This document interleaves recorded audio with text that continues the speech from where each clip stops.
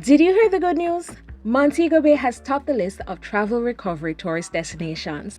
After 2 years of strict rules like lockdown and travel restrictions, tourism was dealt a blow from many countries. With the loosening up of rules, the opening up of gates, we're ready for the road. There has been a rebound, and interestingly enough, Montego Bay, Jamaica has overtaken many countries to be in effect the top summer tourist destination in 2022 in terms of travel recovery. Now, this is according to a travel report published by Forward Keys for the World Travel Market. Montego Bay, Jamaica, and other Caribbean tourist destinations are leading the world when it comes to recovery for summer travel 2022.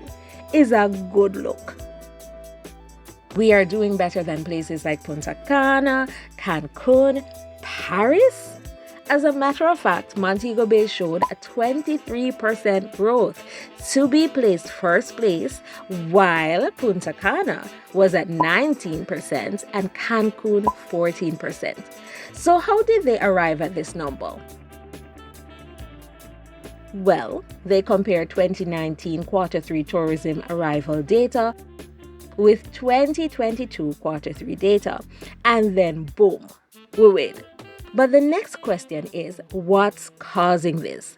Well, in June of this year, at the Commonwealth Business Forum 2022, Jamaica's Tourism Minister Edmund Bartlett talked about the need for the Commonwealth countries to create a growth strategy that would fuel a rebound from the last 2 years.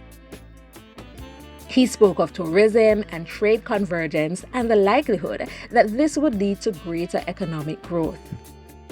On August 5th, Jamaica's tourism sector website shared this.